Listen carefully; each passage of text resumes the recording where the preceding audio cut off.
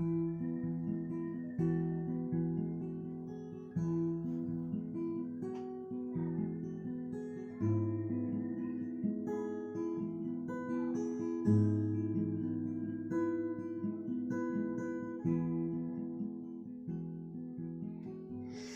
ora, and welcome back to another episode of the Mystic Discoveries podcast. My name is Amanda, and today Paul Weston is back to talk about his new book, History and Myth, Boris Johnson, Henry VIII, Extinction Rebellion, Plague and the Return of the Middle Ages. And you can buy this from Amazon. If you go to amazon.com/Paul-Weston, you will find all his books. You should buy it. Holy moly, we recorded this during the June 5th or June 6th lunar eclipse, and I honestly feel like a little bit of extra magic was in our convo because of this. The overarching theme of his book and this conversation is that history is cyclical, and if we look back on events that happened in the past and match them with current astrological blueprints, we are given clues as to how to face all the current stuff, while also enriching and deepening our connection to history and the cosmos in general. So get ready to hear about comparisons between Boris Johnson and Henry VIII. We talk about the Fisher King saga in relation to Boris and the whole COVID situation he went through during the Easter weekend. We talk about what a time slip experience is. We discuss Paul Weston's term historical synchronisations. We talk about the astrological meaning and significance of the Saturn Pluto alignment that happened in the sign of Capricorn in January this year and why this is significant. And near the end, we touch on the Extinction Rebellion movement, and further to that, strange cults that arose in the Middle Ages. And in general, we discuss just the whole vibe of the cult thing, and Paul talks about what he means when he uses the word cult, which isn't just to describe something like the Manson family, but can be used to describe all kinds of organizations. But I'll let him talk about that to you.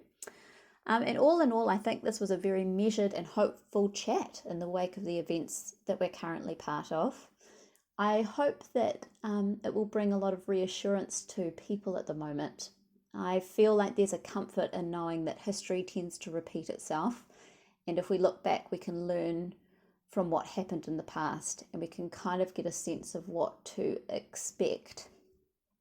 There's some potent, creative, inspirational energy around at the moment, and if we can find a way to ground ourselves and connect with that deeper, eternal, still connection to spirit, or whatever you want to call that, I think we have the capacity to do some amazing things and really action some positive, needed change.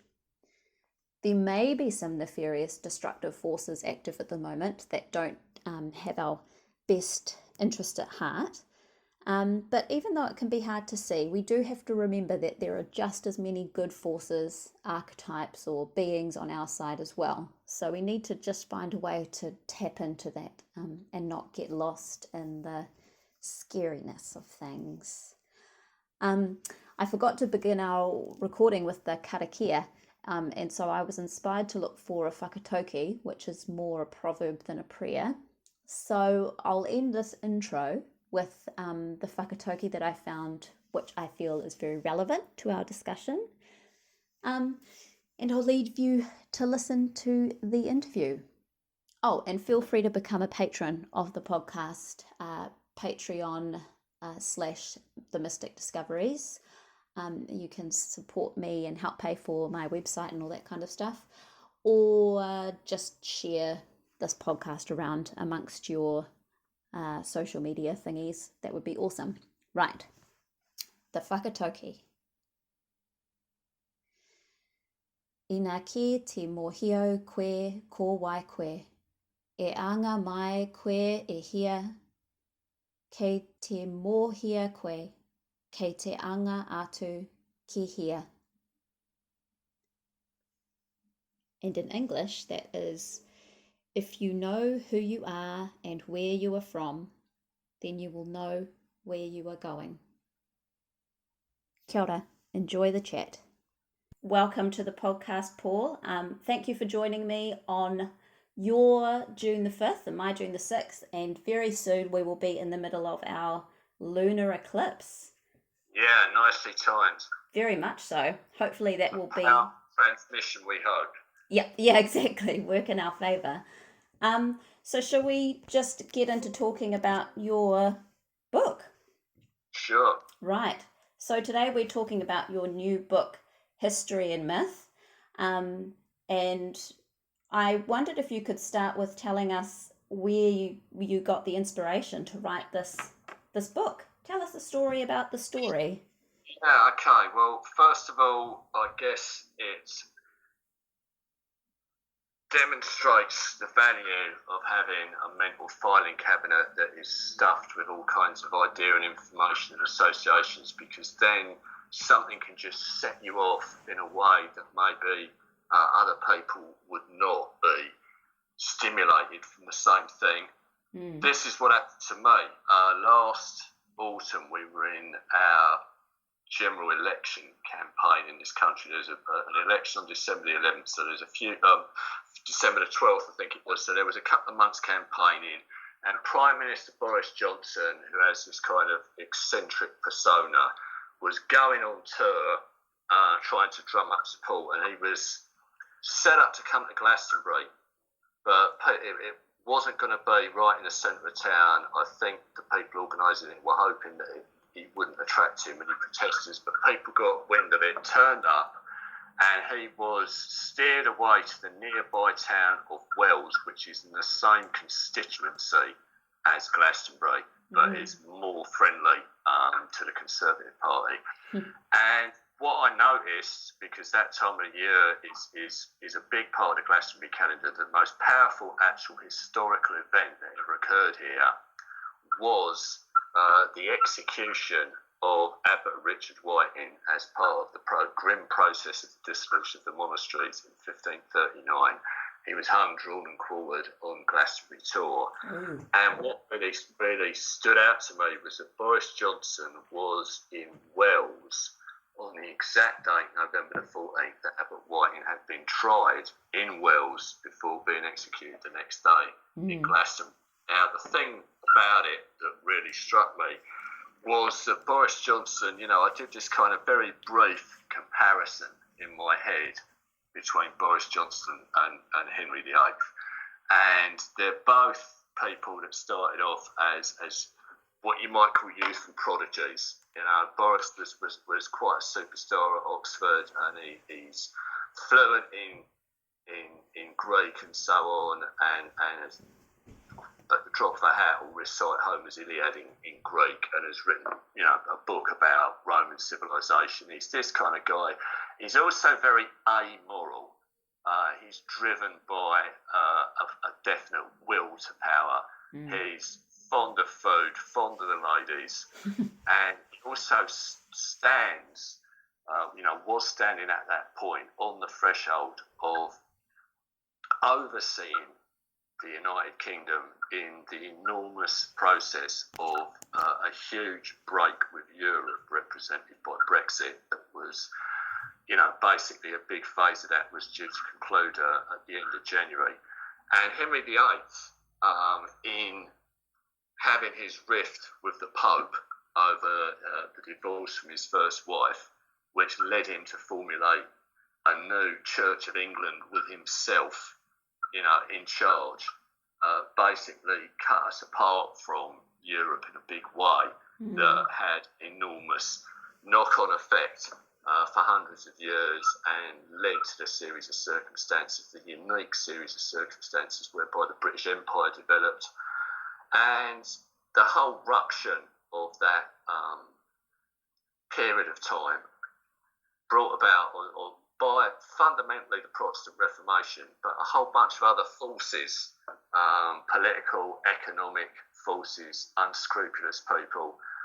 We had this tremendous division between Protestant and Catholic, and the division in our country between the people that wanted to stay with the European Union and the people that wanted to leave became really severe. So I kind of was really struck by this, and I put out a Facebook post about it, and then I noticed that a few people had already made some Boris Henry comparisons. And then the crucial part of the development of the work, a Glastonbury astrologer called Janetta Morton pointed out to me that we were coming up to the much heralded astrological event on the 12th of January 2020, which was the whole business of Saturn and Pluto conjunction Capricorn. And the last time this had happened had been in January 1518, which was really very much when Martin Luther set the Protestant Reformation in motion. He'd done his famous thing with all his theses, which the mythology is that he nailed them to a church door. This almost certainly didn't happen. That was at the end of the previous year. But he did get all this stuff published in January 1518, and it was very rapidly disseminated. So the huge turmoil that came about from that in Europe resulted in the 30 Years' War, which was really the biggest catastrophe that happened in Europe up until the 20th century. All of this stuff seems to be constellated around this astrological event. And the previous time that had happened was 1284. So what that then just suggested to me was to look at the period between 1284 to 1518 in both Glastonbury and Europe, and see if it could be seen as a kind of unity in some way, and then how that kind of looked now. So that's how the whole thing set off, and it galloped away with tremendous intensity around the period leading into Christmas and the New Year, and particularly around the time of the astrological events themselves. That's the fundamental impetus behind it. And in that, I came to look at history from different perspectives than the current academic norm. That's probably the main takeaway, I guess, for potential readers, is that different paradigm of how one looks at history. And obviously you, coming from a Steiner perspective, will readily be able to appreciate that. Yeah, I did like it. And the people that you referenced were historians I'd never heard of, but I'm definitely going to start reading their stuff that look at history from a different perspective. So you're thinking of there, and also Norman Cohn, there might too. Yeah, Norman Cohn. And who was the first one you mentioned, sorry? Arnold Toynbee. That's right. Yeah, very good. Yes, I appreciated it. It's very good. So I wonder if we can move on now. You've already kind of talked about some of the comparisons between Boris Johnson and Henry VIII. There are quite a lot of them. And ones that struck me as particularly interesting was the link. They both had that similarity of the Fisher King narrative from the Arthurian Grail mythos, so to speak. I wonder if you could discuss some interesting similarities that you found between them both. Well, not the way that I've put that. I would not necessarily say that Henry VIII has got the Fisher King thing in the same way as played out in the remarkably strange Boris Easter resurrection that we witnessed. I mean, Henry kind of. I don't really say this in the book, but it could be said that in his final years, when he becomes horrifically bloated and he's possibly got some kind of brain damage as a result of an accident, falling off a horse, and all these festering sores on his legs and so on, that he does languish in the manner of the Fisher King, but no, he is not reborn and resurrected. That's true. Whereas Boris, I guess it's kind of, there is this aspect that it was in January this year, and I think I do mention this in the book, that Boris essentially outlived Henry. Henry had died at a particular age. Boris outlived him in January, and he went on, to have this very strange mythological episode during our lockdown, but it's impossible to say now where that goes because we're in such a state of chaos. But the scenario that led into that, I'd already finished the book as far as I was aware when lockdown started, and then a whole bunch of other stuff started playing out, which clearly was part of the same story. So there are 2 appendixes in the book, and the final one, there was some material that was a little bit crazy, really, eccentric, but the way this thing played out with Boris and the Fisher King, I put it in there as a kind of quite consciously sort of stating the fact that I realised that there is something a bit crazy about this, and it starts off way back at the time of the London 2012 Olympics. Now, I don't know how this is in the rest of the world, but we've got in this country one definitive image that calls up the idea that Boris is some kind of fool, some kind of clown.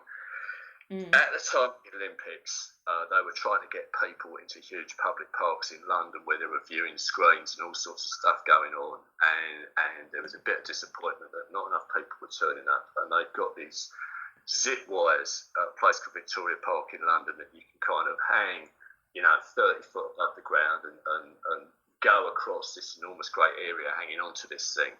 And Boris came along, and he's Mayor of London at the time, so he's the guy that's kind of ultimately in charge of the Olympics in London. And he puts on this kind of crash helmet and holds these 2 Union Jacks, and he's sailing across this wire, and then it gets stuck, and he's just 30 foot above the ground, and the whole of the world's press is just laughing at him and taking photographs of him and all this kind of thing. Yeah. Now, what I noticed, this is what I mean about having a head stuffed full of all these associations, is that the date that happened was August the 1st. Now, August the 1st in the old Wheel of the Year calendar is what's known generally as Lugnasad, which is a festival of the god Lugh, primarily celebrated in Ireland. And what's intriguing about this festival is, first of all, that it's kind of like an Olympic Games. It went on for a fortnight, and there was everything. There was a whole load of the athletics that you would have in the current Olympic Games were involved in that as well. Plus, there was all kinds of celebration and reading of poetry. Lugh is a solar but also a mercurial figure. He's sort of golden-haired, a wordsmith, a poet, and so forth. And he has, it doesn't happen actually in the context of the festival, but he has a double death, which seems to have a kind of ritual undercurrent to it, that he's drowned and speared at the same time. And there is this kind of archaic sense of the king and the land being one. Right. Now, Boris, is a guy, other than the fact that he's golden-haired, I've mentioned that he's the sort of bloke that, given half a chance, and in fact he'd actually done this, there's a video of him doing it at the Glastonbury Festival literally a couple of months before this happened. He will recite, bits out of Homer's Iliad in Greek at the drop of a hat, and he actually did this in the poetry tent at the Glastonbury Festival in 2000, and as I say, there's a YouTube video where you can see him doing that. And now here he is, the guy who is in charge of this enormous great global event, suspended, and he was making a joke about how this harness was chafing his groin, so he's kind of like being half hung and half castrated, hung above this enormous great crowd on August the 1st in the middle of the Olympic Games, Lugnasad. And this just seemed absolutely unlikely combination of circumstances from my point of view. It was like mythic substratum had intruded on it. And this was where I turned to one of our greatest eccentric scholars and most influential thinkers of the last century, Margaret Murray. Margaret Murray's very, very influential in the formation of the current form of Wicca, primarily from book The Witch Colin, in Europe that came out in the 1920s, but she lived to be pretty old and she got more and more eccentric. And she had this theory that the Plantagenet monarchs were part of this kind of weird pagan sacrificial cult whereby the king and the land are one. It's like something out of Fraser's Golden Bough. And however many years, they would potentially be sacrificed, or they could put a substitute victim out there. And the example that she primarily gives, our King William Rufus, William II, the son of William the Conqueror, actually died in a very strange circumstance in the New Forest on the 2nd of August. And it was a so-called hunting accident that one of the people with him had fired an arrow that had supposedly deflected off a tree and struck Rufus through the heart and killed him. And there are all kinds of weird stories by the chroniclers about how when they carried his body away, his blood dripped onto the land and so forth. And Murray's got a whole thing about this. There is nothing academic to back it up. No historian would say this, but I just felt this very strange resonance. And the reason I felt it was worth recording was just this idea of the idea the king and the land are one. You get this, it's one of the main things in Fraser's Golden Bough. You find it in a modern movie like Excalibur, and the idea of the Fisher King is that somehow, Jesse Weston, in a famous book from Ritual of Romance, which was one of the inspirations of T.S. Eliot's The Wasteland, she, having read the Golden Bough, felt that the themes in some of the Arthurian stories were resonant of that, and that the Fisher King was one of these declining kings, and through him the land has become a wasteland and it needs to be healed. And the thing about the stories of the Fisher King is the Grail maybe comes down. I think this happens this way in Wolfram von Eschenbach's Parzival, but the Grail comes down over the Easter weekend, and that's where all the action happens. So Boris, having demonstrated to my satisfaction that he's got a very, very strange mythic component at work in him, and this doesn't mean that he's either a good or a bad person. It just means that is something that's going on there and it's worth looking at. That he's, through this whole thing at the Olympics, has demonstrated that there was something very odd, some mythic component. It wasn't, it's one thing to be somehow resonant with Henry VIII, but this other thing was even deeper and weirder. Yeah. The fact that he fell ill, and there is talk that it was all a scam, that he never wasn't in the first place, that the whole thing was timed. Let's just say that if that's a tremendous thing to try and get away with. That is a high risk strategy. Yeah. To pretend that he had COVID, you mean? If you are rumbled on that, you're finished. I don't think, it might have been spun, it might have been exaggerated, but there we are. And the fact is, maybe they also released the information that he was going to be all right on Easter Sunday deliberately. But there we are, and it's the same period of time that he's become a father again. There's all sorts of stuff, and the sense of the health of the nation and the health of the leader all being kind of intertwined. It's very, very archaic. I don't know what comes out of it, because we're still in one hell of a mess here, and it's difficult to say how the thing will pan out with him, because he's been made to look very, very ineffectual in the time since. But that was all there, and I felt it was important, and I felt that, where there was a unity, and what was going on here, because in Glastonbury, the main thing we've got here is our history. We're a town of 12,000 people, but we haven't got as much of what's happened since going on all around us as, for example, London. So the mythic strata becomes very visible, and I was convinced that the dramas of this year and the dramas of last year, that the coming events cast their shadow. I've been feeling at the end of last year that the whole of our history, the whole of British history, was switched on to the absolute max. The ancestors, the archetypes, the energies, and what's now followed through on this is not separate. We've had an incredible spring here. The weather has been astonishingly perfect.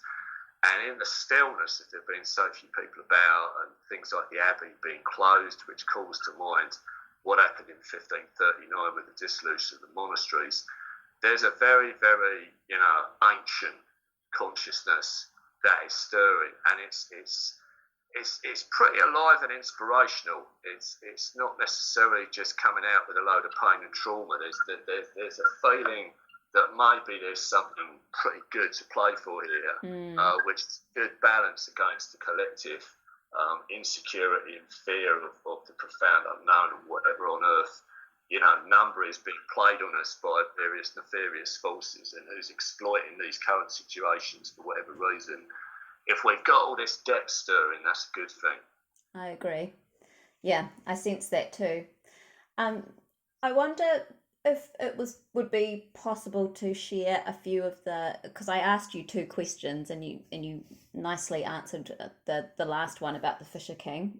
But would you be able to talk about some of the more striking similarities between Henry VIII and Boris, if you haven't already mentioned them so far? Well, I think the broad thing is, first of all, the personalities, if you like, that they are both profoundly amoral and also brilliant in their own way, and driven by a will to power. Right. There has been, we've been aware of Boris in this country for a long time now. He has been unstoppable, and he's one of these people. I mean, Trump's a completely different personality type, but similar in as much as it seems that it doesn't matter how much he messes up, that somehow some dynamism just powers through, and some weird destiny of something that's just got to be played out. I think the sense that Boris was always going to be Prime Minister, and with Henry, it is that sense of a set of circumstances which is really just, the tragedy of those times is the amount of children either die in childbirth or die young. The fact that he is not going to get a son out of his first wife, and that he wants to divorce her and makes up a load of nonsense and the Pope isn't having it. Again, a sense of he is just going to have his own way regardless. Yeah. And he will bend, the traditional beliefs. He will bend the interpretation of what the virtues are in order to simply get what he wants. And this gets worse and worse. Now, I think the prime thing is really just where they stand historically. The fact that the breach with Europe that we're now having, it's almost gone on the back burner because of COVID and because of everything. But it's a big deal that's going on for us now. And the thing about the historical patterns, last time round, really the sequence from 1518 to now is the story of the rise and fall of the British Empire. And and Henry is extremely important in that. He builds up the navy that is kind of available for his daughter Elizabeth I to fight off the Spanish Armada with, and then send the likes of Francis Drake and Sir Walter Raleigh off on the kind of excursions that ultimately create the empire. And of course, the whole thing has kind of imploded. Now, the thing about Henry VIII was he was always trying to live up to his illustrious predecessors, particularly Henry V. Henry V had this great victory at the Battle of Agincourt.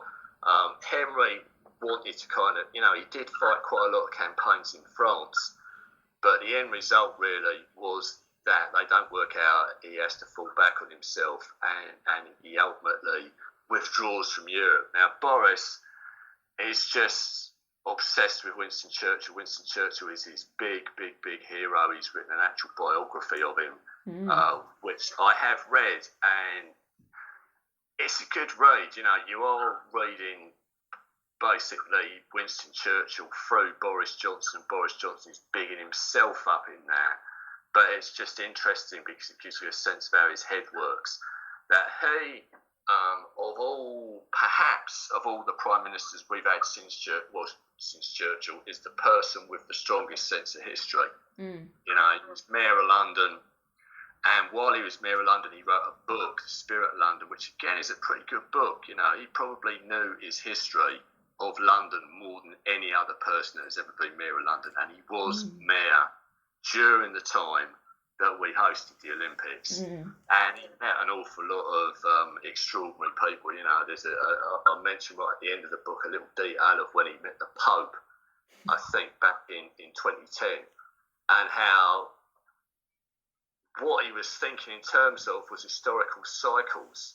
He was actually, he didn't say that much to the Pope, but he talks about how that when the Romans left in 410 AD, when they took the legions away from Britain, that left in the collective consciousness of Britain a kind of sense of being betrayed or being let loose by people that, you know, we felt had some kind of responsibility towards us, and that came back round with Henry VIII, and that it was potentially coming back round again in relation to us and the European Union. Now, considering Johnson wrote this before the whole Brexit thing went in motion, it shows that you've got a guy who's overseeing all of this, who has got a very unusual sense of history. He's not remotely a mystic, but the fact that he's thinking in the back of his head as far back as Roman times, and Britain being left by the Romans to fend for themselves, and how there's a whole lot more to it, but that's the interesting point. Now, that still doesn't mean that he therefore has some great abilities or we should trust him or he's not wrong, but it's just the fact that such a person even comes into such a position of authority and responsibility at such an enormous moment in the historical process just makes me stand back and makes me feel that there's more going on that meets most people's eyes, and that this is where the modern, postmodern paradigms of how you understand history are not enough, which is why I've started the book. I've started the book with exactly the same quote from Rudolf Steiner that I put at the front of my Occult Back to Britain, that you just can't look at history in the way you just, scientifically dissect somebody and think that you will understand how it works. Something completely different is going on. There is some multiple levels of deep dreaming and deeper processes that are occurring and forces that are working in the world historical drama. Indeed. And I mean, you're discussing the next question the point we were going to have about the different ways of looking at history, and rather than looking at it as a corpse, like you say, it's just a dead shell of what happened, there's something living inside it. And did you want? This is where I think it's worth. We did mention Arnold Toynbee in passing. He's a great example of how paradigms that are acceptable in consensus reality shift. Because Arnold Toynbee wasn't just any old historian. He was one of the most famous intellectual figures in the world for a while. He'd been on the cover of Time magazine in 1947. He'd worked for the British government in a sort of information gathering capacity in both world wars, feeding them all kinds of information on the situation in the Middle East. He was reporting, at the time of the Balfour Declaration back in 1917 and the formation of the State of Israel in 1948 that sort of follows on from that. He's putting all kinds of points to the British government from both sides of the perspective. So he's a guy that's quite grounded enough for the British government to think it's worth listening to what he's got to say. And he wrote a study of history that was by no means Eurocentric. He dealt with 26 different cultures, different civilizations globally. And this thing came out in multiple volumes over a period of decades, and it's 7,000 pages long, which is absolutely astonishing. There is an abridgment but that's enough to be going on with. But the thing that really, really, really interests me about Toynbee, that sets my head on fire about him, was that he was also a mystic. And in volume 10 of this study of history, there are accounts of what you would now call time slip experiences. I first came across Toynbee in Colin Wilson's books, particularly The Occult. I first read about some of this stuff back in 1978 when I was still a teenager. Toynbee was somebody who had his head absolutely stuffed with an old-fashioned classical education, so he knew all there was to know about the history and the literature of ancient Greece and ancient Rome, and he was completely fluent in Greek and Roman. So his head was stuffed with that, and he did see parallels with what was going on in the modern world. I'm not going to say much about that because I've got stuff in the book. I've got an early next quote in from the first Steiner quote establishes that. But the important thing is from this point of what we're talking about is that he went out on a great trip when he was in his early 20s, just before the First World War, and he went to places where he knew what the history was, so he was a suitably prepared vehicle. But he had visionary experiences where, for example, he went to the site of a battle that had occurred in 197 BC between the Greeks and the Romans, who were on the up and up there and were in the process of conquering the Greeks. And he was at the actual location, and it was a sunny day, and suddenly this mist appeared, and he started hearing all the sounds of a battle, and the mist cleared, and he actually found himself as if in the middle of this battle, with tremendously vivid stuff that was quite brutal going on around him that he could barely look at. It was so horrifying. But he identified, various people that looked like commanders and things that looked like they were happening, and somebody galloping off. And after this kind of thing shifted again, he checked the details and he was pretty convinced of what he'd seen had been for real. And this set him off for a few years. He would have these kind of experiences. Probably the most vivid one, maybe the one most open to criticism because it's a famous episode, and you could say that it was just a reverie on his part. He found himself at Ephesus, which was a place that St. Paul had famously visited and got into a lot of trouble with the locals who were worshippers of the goddess Diana. And there was a huge kind of stadium there where a large crowd numbering in the thousands had all gathered to chant for the goddess Diana. And Paul was talked out of turning up for it, but a couple of his associates turned up, and it was pretty rowdy. It was on the verge of turning violent, and Toynbee saw this play out and was pretty convinced that he saw the two guys that were with St. Paul, and also there were various other places where he saw events occurring. Some of them were from way back, and some of them from more recent years, 500, 600 years ago. But all of this became absolutely integral to what led him to write this enormous great study of history, because to commit yourself to something like that, 20 odd years, 7,000 pages, you've got to be really powerfully driven. There was a place in Greece that was part of the old kingdom of Sparta, and he was sitting there, and because he knew the history, he realised that he was in the middle of different incarnations of Greece, if you like. There had been stuff on that site way back in the kind of times that we think about ancient Sparta, Battle of Thermopylae, all that kind of stuff, those guys. And then later, all of that falls to ruin, and another wave of stuff happens during Roman times. And then all that falls into ruins. And after Greece got its independence from the Ottoman Empire, the 1820s, the war that Lord Byron ended up dying in. So a new kind of Greece comes into being during that time. And he's sitting in this landscape, and he feels on a higher emotional level the reality of these cycles, and how there are certain things that just seem to come round in terms of the challenges that are involved in the creation of a civilization and what brings a civilization to its best and then eats it away from inside and leads it to decline and fall. It was an enormous bird's eye vision, and he committed himself in that moment really to writing.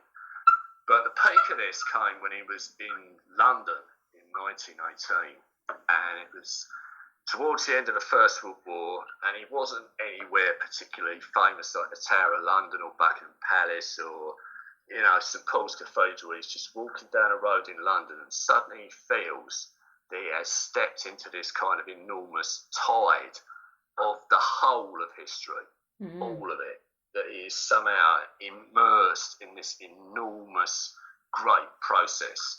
And then it kind of stops. But this kind of feeling stays with him. When you read it in the way he writes it down in this volume 10, he later goes into pages of mystical rapture where he's invoking just about every god and goddess in the whole history of the world in all this Latin. But it's like in the form of a Christian liturgy, because ultimately, Toynbee was a Christian mystic, which is, this is the kind of perspective that enables him to just fall off the radar of credibility now. But from my point of view, in Glastonbury, going into the ruined Glastonbury Abbey every day, knowing that there is, to many people, a living presence of the past there, and that people like the psychic archaeologist Frederick Blythe Bond believed that they had connected to a collective intelligence there that is still active, I found it very easy to, think of Toynbee's experience in London and think of this enormous great wave of history, this tide that is present there, and that somehow or another, if you're sufficiently stuffed with information, you can appreciate something, nuances, different feelings that go on in there, and that this was one of the reasons that I would put Boris and Henry together instantly. I had the dates in my head, but everything that came on from that came from the fact that I'd immersed myself in these sensibilities. And now, postmodern historians, they just go into ever greater focus on source documents and the kind of language that they're written in. And although a lot of important information comes out, you lose the actual life that is in history, and you completely miss the vitality, the awesomeness. Toynbee represents for me something that is simply unthinkable in the modern world, which is a historian who is a magus and a mystic. So this, obviously, people that are familiar with the way Steiner has written extensively about history can appreciate the fact that there may well be an awful lot that's worth checking out with such a person. Definitely. Very interesting. So it kind of takes us to that term you use, historical synchronization, that you mention in your book, and it kind of explains part of what's happening with, like you say, what's happening in your head. Could you elaborate on that term and what's happening there? Because it's quite interesting. It's a way. It's my shorthand term for understanding the cumulative effect of everything that I've been talking about. That first of all, I've got a propensity, a neurotic propensity, which I'm grateful for, to just be able to store names, dates, information in my head very readily. Yeah. So I know the history of the Abbey, and I'm certainly aware, because it's the grimmest date in the calendar, of the day of the martyrdom of Abbot Whiting. So when I hear Boris is supposed to come through Glastonbury, but he's ended up at Wells, and I know that it's the day of the trial, then that enables a whole bunch of information to just come laterally, sideways to me, simultaneously. And it's like I'm accessing a filing cabinet that is not arranged in the way that a conventional filing cabinet is arranged, because it's coming from the central, part of gravity, the synchronization beam, if you like, is that synchronization, that understanding that there is a unity in a life and a continuity between what is happening now and what happened in the past. The idea, that history is somehow dead and meaningless is the complete opposite of my sensibilities. I have a sense of unity, and I have a sense that at particular times, certain things, bits of information that have maybe always been there for you, they suddenly come out of the void with a very strange emotional feeling associated with them that says that they are more important now for whatever reason. And if people think about them in a particular way, then they will come to an understanding that they wouldn't otherwise do. So it's that sense of the unity between the past and the present. There's a I'd say that that's a kind of horizontal line, but there's also a vertical component, which is something that I have mentioned in the book, where I've discussed a piece of literature called the Dreamer Scipio, which is this visionary journey where somebody who was an important Roman soldier who was responsible for victory in the last war against Carthage is taken pretty much into outer space and is taken to the edge of the cosmos and is shown the planetary spheres, if you like, the realms, the emanations of the celestial spheres, and looks down from this enormous great perspective on their own life, on the rise and fall of empires, on the futility of vanity, and is just given this kind of perspective of that's almost like something out of the Bhagavad Gita, to do your duty, to love your country and do your duty, but as well as that, have a sense of this enormous wider perspective. So if I, say, went into Glastonbury Abbey and stood in front of the old high altar, I would have the sense of an enormous great tide that's coming down the centre of the church, the ruined church, as if it's all still happening there. Dear Fortune's about having experienced that, having the whole sense of different layers of history, different bits of what had happened there, all of the different characters that were buried there, the different kings that had come and visited it, the zillions of pilgrims that have been there over the years. And there's also the vertical component, that you're standing somehow with your perspective right on the edge of the cosmos, looking down, through all the different influences, all the different aspects that you pick up in your total time body incarnation from the different planetary spheres, and you're seeing all of this, play out from that perspective. And this was what I was trying to adopt as we came up to, this big astrological event in February 2020, and having the sense that although I'm not a detailed astrologer, if you like, so what I was taking was the different elements in it, for example Saturn and Pluto, and taking their mythic associations of how those deities were understood during the higher times of classical culture, from which we got, the Hermetic mystery schools, and how all of that is expanded during the Renaissance. So my understanding of Saturn, for example, was very much influenced by how important that was to people in Renaissance times. That Saturn was considered, on the one hand, to be problematical, and there was this sense of people being prone to melancholy and trying to ward off the influence of Saturn with Venus.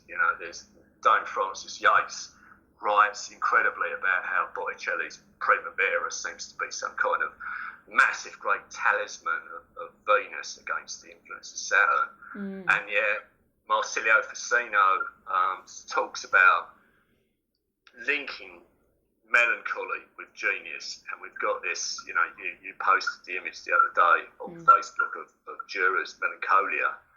There is this linking of melancholy with genius and inspiration that has become pretty embedded in our culture ever since. And that seems quite interesting to me in terms of, it's like, I like to think of this conjunction as an enormous, great mystery school, mystery cult initiation involving Saturn and Pluto and Pan Capricorn. And it's as if we're being guided through the different dual aspects of these deities into this, how we gain inspiration, how we survive, how we navigate this current situation. I think the inspiration is there. I think the inspiration of the melancholic genius is out there in the airwaves to be grabbed hold of if you have the right mindset and temperament.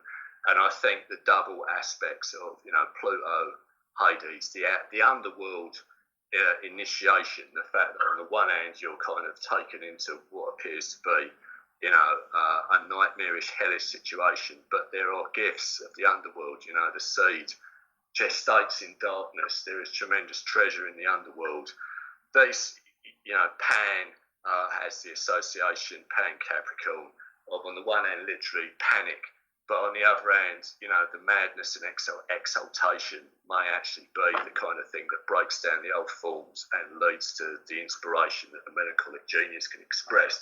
There's a whole load of potential, to play with there. And if you think that, if you're coming from a kind of Steinerist perspective and you think you've got past lives in different mystery schools down through the ages and that you've got connections with all these different periods of time, then it's very interesting to think to yourself what will be playing out if you could think of this recent astrological event, the after effects of which are going to go on for a long time, and this whole drama that we're in now is part of that. As a kind of mystery cult initiation, does that help engage the higher emotional aspects of yourself to get a better result out of it? I feel, because of my background, it does, and it's very, very fruitful to try and think of it in that way. To kind of look at the at what has happened, like when the same kind of astrological alignments occurred hundreds of years ago, you mean, and see what played out then. But consensus reality is broken down. Yeah. It's never broken down so strongly. No, you've just got opposing camps that are that are now completely entrenched.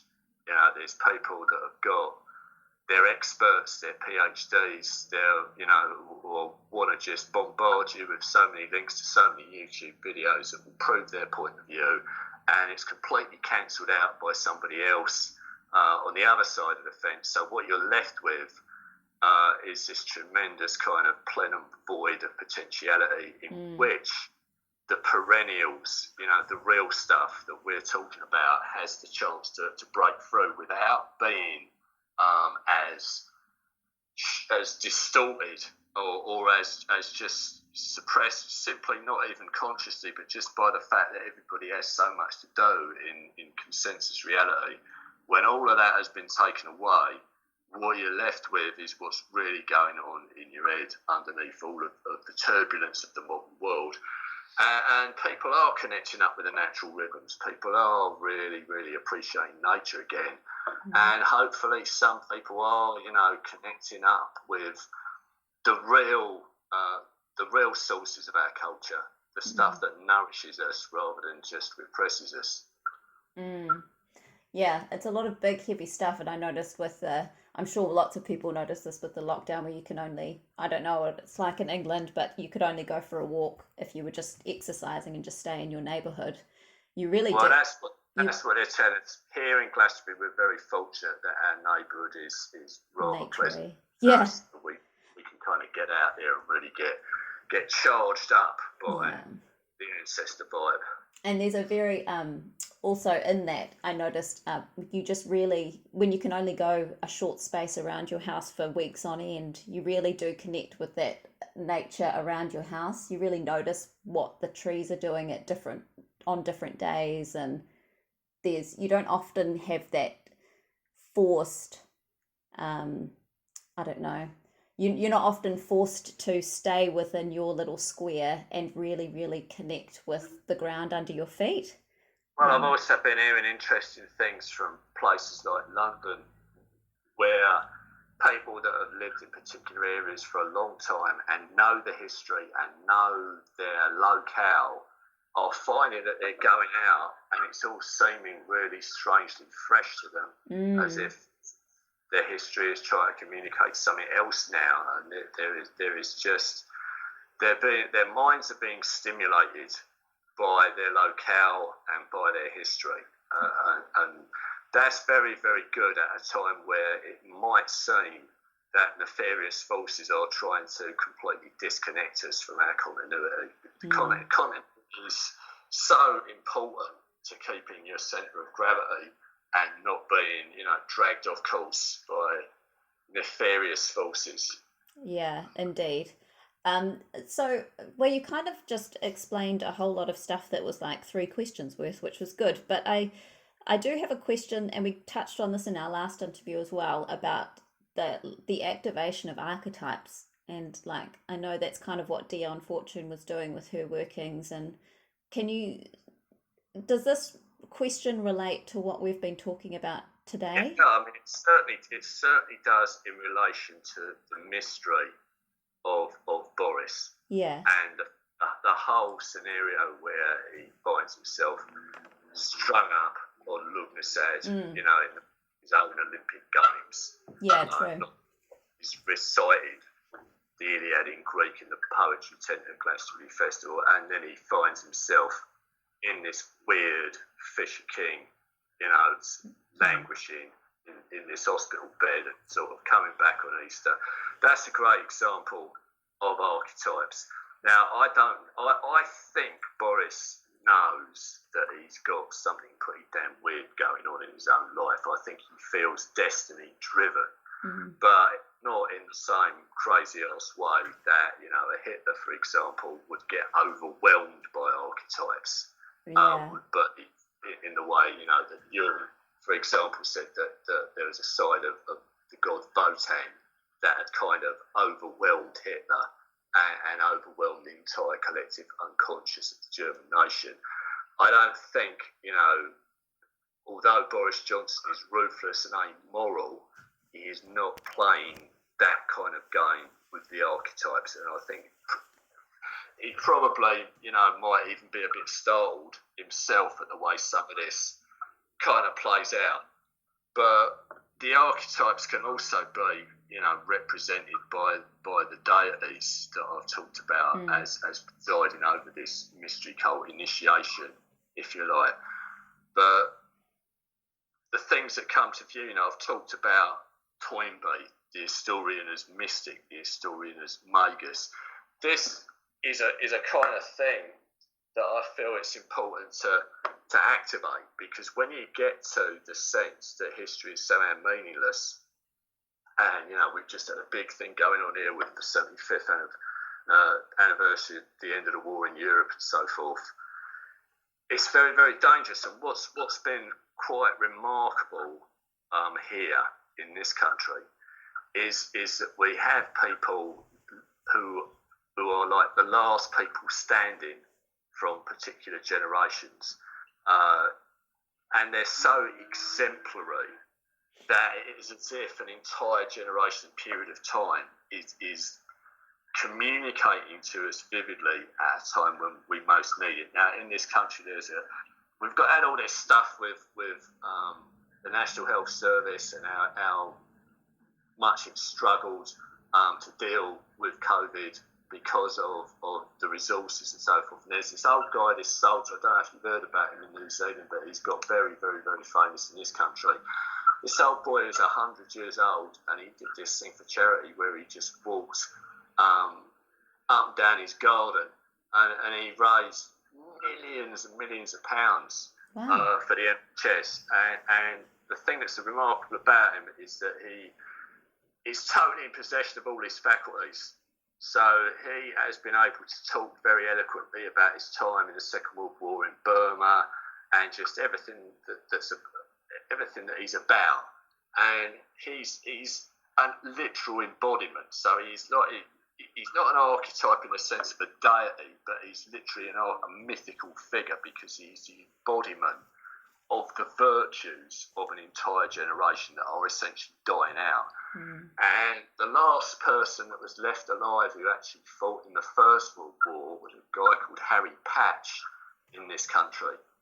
And he lived to be well beyond 100. And he had much of his faculties about him at all. And what was incredible about him was that he spoke out against the horrors of the First World War, the futility of the mass slaughter, and how, the whole thing should have been done so differently. And he became, after he'd reached the age of 100, a major cultural figure in this country. When he died, it was a big deal. There was a huge service in the cathedral for him and so forth. And he literally embodied a generation.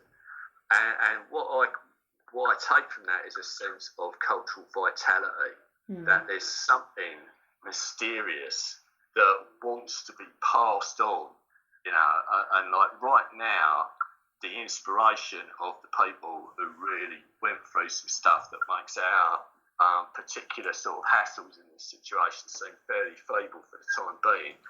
This guy Tom, the centenarian guy who's raised all this money, he's now been knighted. They had a whole flyover of Second World War aeroplanes over for him.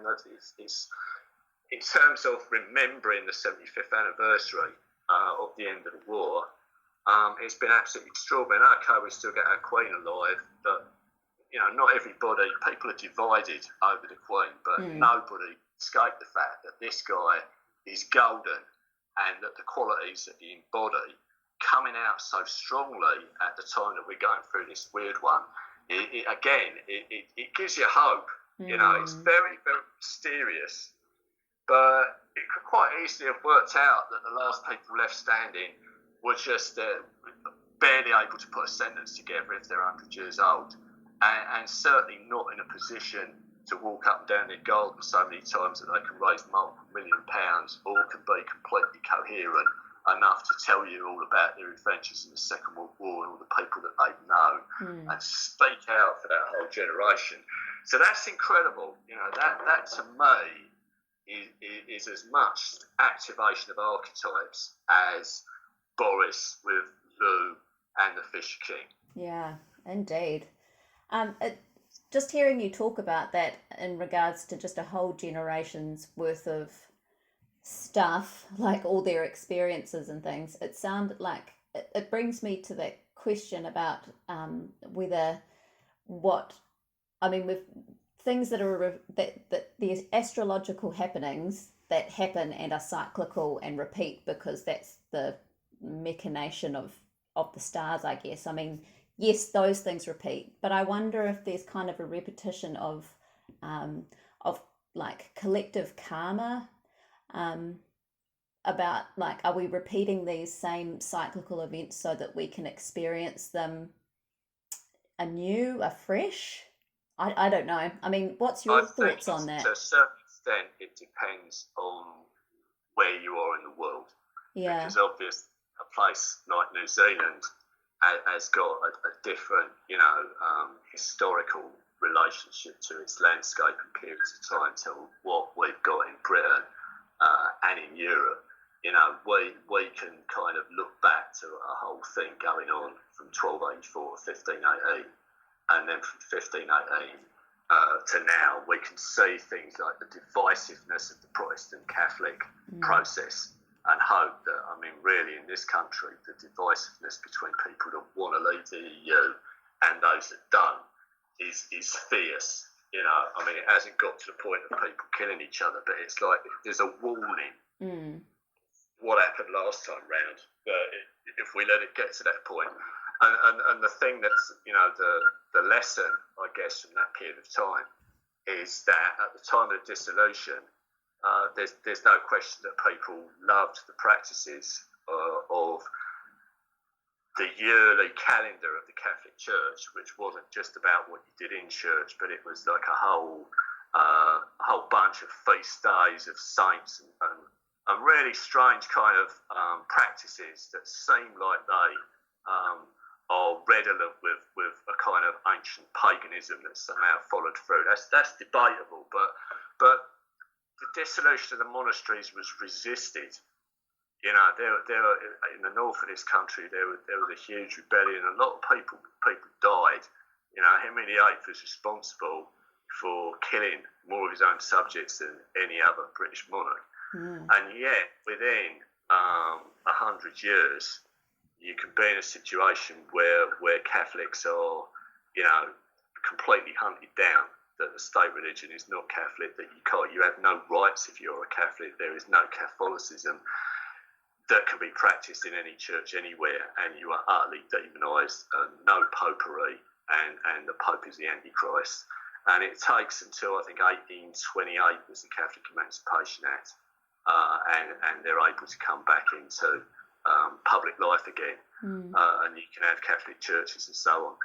But you can engineer that much of a change in the mass consciousness of people that you can change them from something that they really, really love into the utter demonisation and destruction of that, and you can do it quite quickly. And that is something that I think, with, you know, the extent of the way the media can work on us in the internet age, in the smartphone age, in the accelerated, you know, artificial intelligence age, we can be, you know, this is going on so much now, to the extent that when you look at what's going on with all the information that we're getting about this disease, when you look at the politics in America, when you look at the global picture, it's very, very, very difficult to work out where you're being spun, which is, you know, this is what I mean about the reality wars have just fought themselves to a standstill. You've got these two sides there. So this throws you back on yourself. It throws you back on, hopefully, the inner resources that you've got from connecting with the wisdom tradition of humanity. Something that will enable you, you know, to resist these kind of polarities, and, you know, the complete demonisation of the people that just live over the road from you. And it might not even be on the basis of the old chestnuts of race and so on. It may be people of the same race and economic class as you, and you can still somehow be manipulated into completely and utterly demonising them. And the archetypes, you know, the stuff that's in the medieval European material that's come from Norman Cohn's Pursuit of the Millennium, where what happens when people go real crazy on the Book of Revelation and feel that the last days are imminent, and whatever is going on around them, whoever their current ruler is the king of the last days, and it's time to chuck all the sinners into the lake of fire and establish some kind of utopian community that's like the golden age of the classical cultures, or like Adam and Eve, or like the early days of the apostles and the Acts of the Apostles, when everybody kind of was living in a kind of almost primitive communist state of no money and no possessions and everything freely between them, and that there is some kind of righteous king.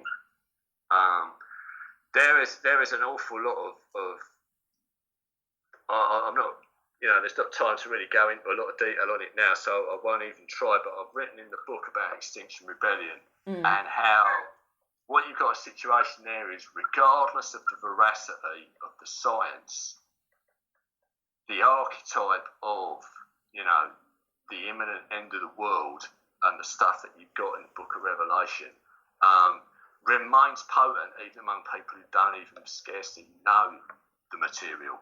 You know, one of the things that Norman Cohn did, Norman Cohn was a Marxist historian, but he provided the tremendous service for us of identifying in the broad schemata of Marxism and how they have a sort of cyclic view of how history should play out, that it's so similar to the stuff in the millennial cultists of the Middle Ages that it's absolutely startling.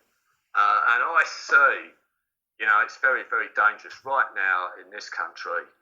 The New Age culture, if you like, is being appropriated by what I'd call QAnon Trump cultism. Yeah. And there's no question that there's a big dose of Book of Revelation in there, and that Trump is being seen as this righteous, king of the last days, who is going to, drain the swamp and get the sinners into the lake of fire.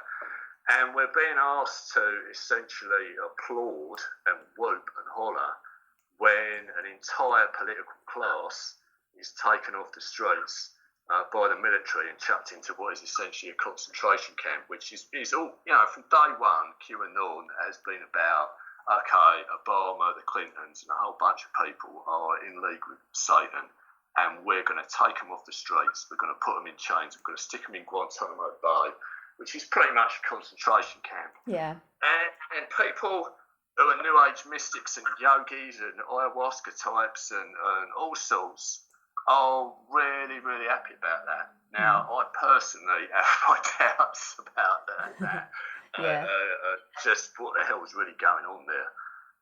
It's very, very strange. I think that this is where you have the negative aspects of archetypal emotional energies, that mythic energies being stimulated. And in this case, I think people are being spun. I think some of these things arise spontaneously. There might be a bit of spin in Extinction Rebellion. There probably is, but I acknowledge the purity of their intent regardless, and I'm not saying anything about the science here, but when it comes to QAnon, I have considerable concerns about how that is being spun and the power of the archetypes behind it, and what it basically enables people to accept and allow to happen because of the fact that they are engaged on this kind of mythic level, and because of the American long-term obsession with the Book of Revelation. People, we have in Glastonbury, we've got some Jehovah's Witnesses, and they kind of, pop up every week at the market cross and try and sell their wares. They are the definitive failed end of the world cult. Yeah. They set themselves up for the end of the world. It doesn't happen, they change the date. That doesn't happen, they change the date. And they just keep on kicking the ball ahead. And somehow it is possible for these kind of groups, to do this. And this has been happening with New Agers, and New Agers that are mixed on the spectrum of Book of Revelation cultists, the kind of groups that flooded California in the 19th century and into the 20th century. And you wall up in your compound and you have your charismatic prophet who tells you the world's about to end. And then it doesn't, and then somehow you just change the story. Somehow it's you've helped, your prayers have helped preserve the world for some new epoch that wasn't going to happen, and God's intervened, and blah, blah, blah. And on they go. This stuff's been studied by historians of religion, by sociologists for decades. But unfortunately, the New Ages don't seem to be too strong on learning the history of ideas, or they would just see how much of this we've already been round how many times, but we've now got a very disturbing combo. So all that is also part of the whole drama of the current mystery cult astrological, initiation process, that each aspect of it has the capacity to, it's got a dualistic thing to it. There's something really, potentially really good about it, but there's also something potentially pretty dangerous about it as well. That's the frisson that we're all feeding on. Indeed. At this very moment, as we've been through the full moon and we're going into the eclipse and so on. Yeah, it's really interesting. I mean, I've always been interested in cults. They're just very interesting, possibly because I'm a person that could very easily, I could probably join one. Do you know what I mean? Because I think I just teeter on that edge of like, where would the line be drawn? Disconnect yourself completely from consensus reality. Oh, yeah. And you lose the ability to have any kind of effective communication with other people around you. Yeah. And you kind of increasingly interpret, events. I worked for Jehovah's Witness in a factory in the late 1990s when the Balkan crisis was going on, and she was almost in a state of rapture about what was certainly the last days as far as she was concerned. Yeah. You know, we've been around this one so many times.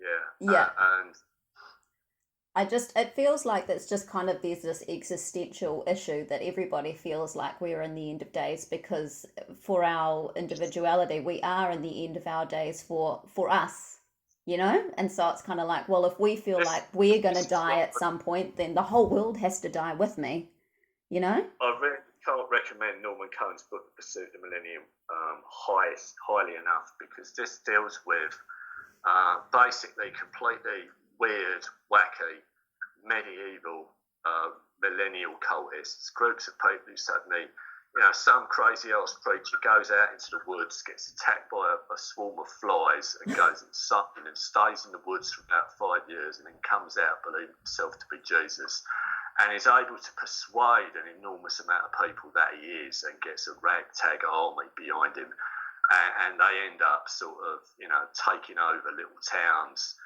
terrorising the locals, you know, and this is the kind of template, and then ultimately they push it too far and they end up getting massacred. But we know about the Crusades, we know about things like the Children's Crusade and so forth. Look, outbreaks of things like this within Europe, you know, there are economic factors, there are failed harvests, there's the Black Death, there's all kinds of stuff that happens. And, you know, there is this kind of class element in it, but it always boils down to a belief that the last days are imminent, and that you are the remnant, you are the saints, and that you're going to basically form your own little community of the New Jerusalem, and everybody else is going to be burnt to a cinder, and you're going to be there, saved by the King of the last days for when Jesus comes back. And this reaches, you know, I've gone into quite a lot of detail on the situation in Munster in Germany, 1534-6, because this is just so absolutely wild and crazy that I think it deserves a Netflix series. You just got absolutely everything put into the blender there. You've got people that are bizarrely charismatic and are playing out, you know, all of the template, all of the playbook that we recognise in modern cult leaders, and also modern political groups, are all played out there in this absolutely bonkers situation where people believe that they are going to be the only thing left on this planet, that they have founded the New Jerusalem, they've booted out the 1%, they've kicked all these merchants and old women and pregnant women and children out of the city in a snowstorm, and they've given themselves over to this complete and utter abandonment where there's no money and no marriage, and everything's common ownership. But the cult leaders are living like kings with all this bling and finery, and people are believing that they're working miracles and working prophecies, and they get completely besieged, and the whole thing just goes utterly crazy. And obviously, you know, they're all massacred. And Cohn goes into this, you know, I give a fair old rundown in my book, but again, go back to people that find this interesting, go back to Cohn, because Cohn see so many things in the Germany of that period of time that later surface, you know, in the Nazi era. They have a huge book burning in the town square. Every single book apart from the Bible is burned, you know, and there's, in the end, when it gets to Gotterdammerung, when it gets to sort of a Berlin 1945 situation, just like in 1945, anyone that has a defeatist mentality, anybody that tries to get away, anybody that suggests that maybe they're not going to win is immediately executed. It gets incredibly crazy, and it's all overseen by this kind of cosmic drama that is something out of the Bible, and they've totally lost the plot. And yet the ferocity of the emotional intensity with which this is played out, it's just the most extreme form of a thing that you see over and over and over again all the way through the European Middle Ages, and it hasn't gone away. No. You know, in the book I show that I'm convinced that part of the emotional energy that has activated Extinction Rebellion, which is by its very name an end of the world cult. And when I say cult, I'm not using that term pejoratively, I'm using it descriptively. It's just like a gathering of people with common beliefs who act out on the basis of those beliefs. They cohere together, they've got a lot of emotional intensity. But it was said, when some of their, I don't know how they played out in New Zealand, but over here, when they found their way into, particularly into London on a few occasions last year, it was said that it was like something out of the Middle Ages. I think some of them kind of knew that, but I think there was also an override. And when you've got that override, you see the stuff in the Middle Ages, it never ends well. It never ends well. People always lose the plot. They overreach themselves. They lose a balance of understanding of they're carried away by the emotions. And I think we see that in them, and I think that there is an attempt to stir that up in the QAnon department so that a whole bunch of mystics and New Agers will be quite happy, as I say, if an enormous, great chunk of the American political cultural establishment is just taken off the streets and chucked into a concentration camp because they are essentially in league with Satan, and are baby-eating monsters. And I mean, QAnon stuff is so suspicious, and then you go into, well, what's that void going to be replaced by? But I'm sure they have their ideals, but whether that would really happen is another question. It's a massive rabbit hole, and here in Glastonbury, we're at the absolute extreme of that because it's all supposedly overseen by Pleiadian light beings and John F. Kennedy in his spiritual form, and we're going to have, free energy and Tesla tech will transform the entire world, and everybody will just be given enormous amounts of stuff for free. And sweet. Story, that's the extreme end of it, and it is just so medieval. Yeah, really. That is. It's just transparent. And also, I've just seen this thing so many times. I saw it in 2012. I have had experiences of it at various points in relation to my calendar cycle. Back in 1992, there was a date flagged by Jose Arguelles. I've written about it in my Avalonian Eon, actually, when there was going to be supposedly gigantic earthquakes. There was going to be, days of darkness, people being warned to stock up on candles and food. I've seen QAnon people, maybe not directly from QAnon, but associated with it, putting out 2 or 3 times this year that there's going to be, 3 days of darkness, massive blackout. Yeah. Get your food in, get your candles in, and then there's going to be a massive reset on the other side, and everything's going to be absolutely, incredible sci-fi paradise. And then it doesn't happen, and they've got this built-in loop of how they are reinterpreting stuff on the basis of how things that were posted years ago are coming around now. They've built in a device, if you like, that enables them to perpetuate it forever, so that when nothing actually happens that they're claiming to happen, they will still be able to kick it ahead. And I do worry about, whatever happens with Trump, whether he wins or whether he loses or what happens, they will find a way to weave this into their mythology, and they could just get years' worth out of this. And a whole bunch of people who could be pretty useful and pretty groovy are just taken out of circulation on that basis and disappear, into this insular, weird world where they're entirely self-referential, and more people around them just can't communicate with them anymore. Yeah. They will take as a virtue. But this is, if you studied your cults, if you studied your Middle Ages, we've just seen it all too many times.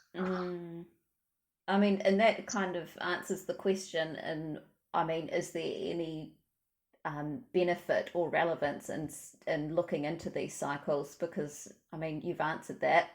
Yes, because we learn. Because then you will say that there is nothing new. I mean, the combinations may be new, but the motive power of these things, and it's like you have to ask, of these patterns and archetypes, what fulfills you and nourishes and nurtures you, and what always lets you down. Yes. Now, it just tells you quite clearly that the whole Book of Revelation Cohism thing always lets you down. It never.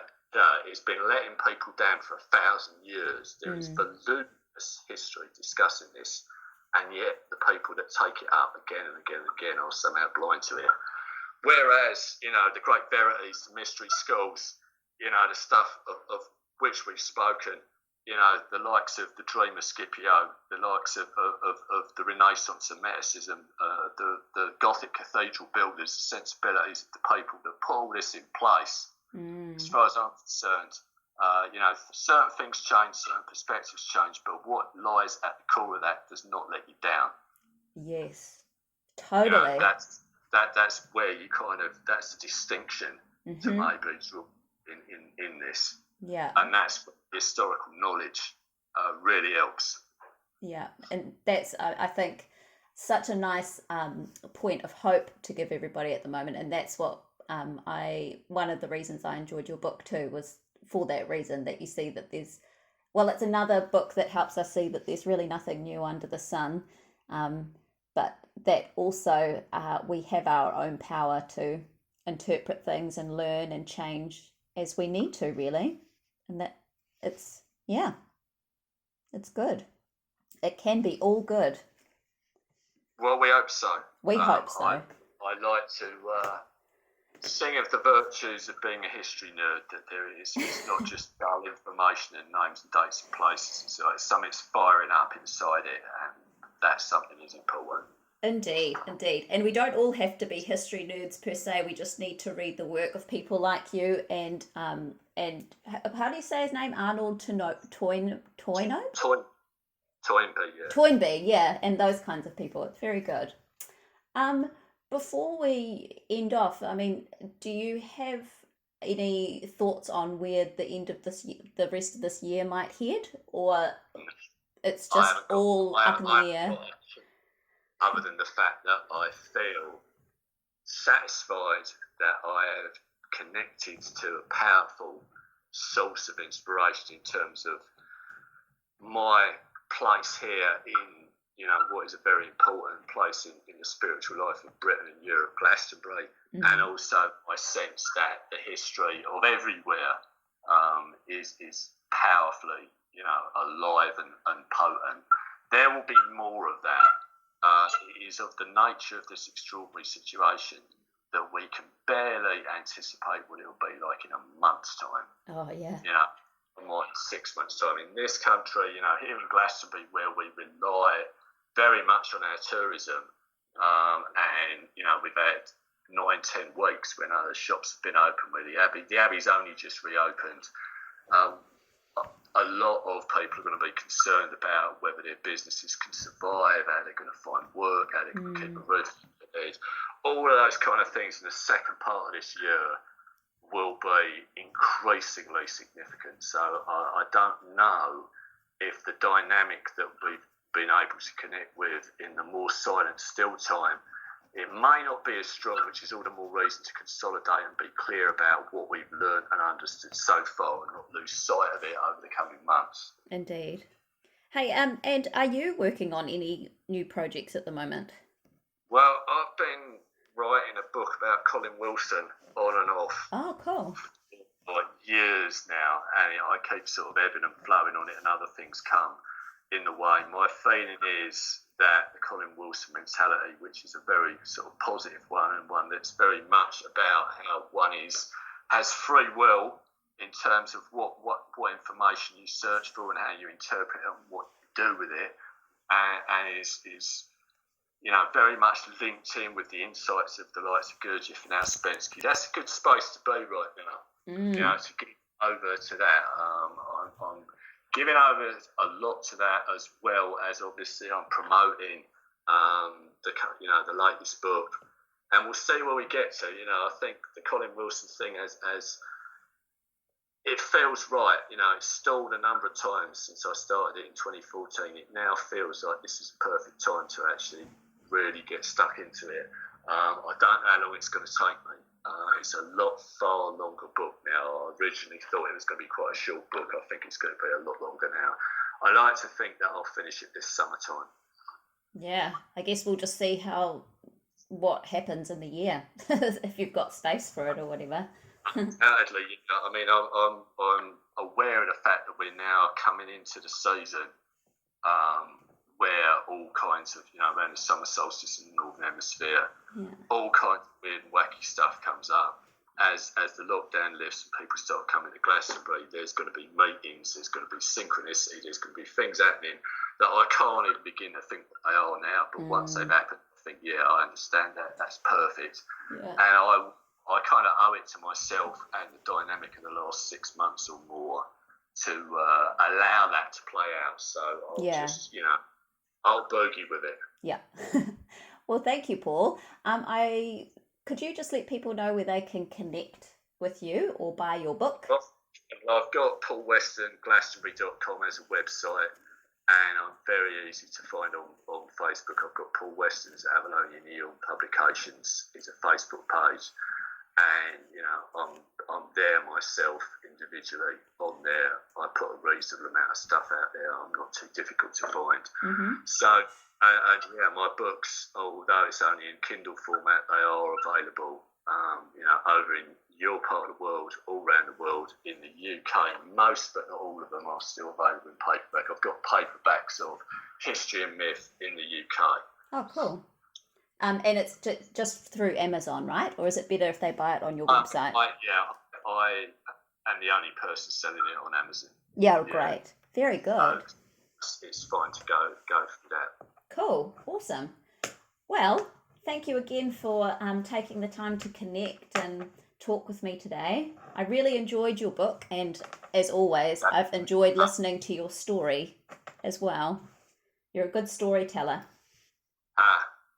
Well, it's great to have the opportunity to do this literally while the full moon and the eclipse has been happening, while we've been speaking.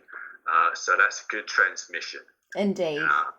Hope that it could sort of lands auspiciously out there amongst whoever ends up listening to it. Yeah, very good. Well, I'll let you go and complete your evening, and I shall go and start my day. Well, thank you again, Paul, and I'm sure that if you're open to it, we can talk in the future about all your other stuff too. Undoubtedly. Cool. All right. Well, go well. Thank you. All right. Yay for now. I shall sign off. Okay.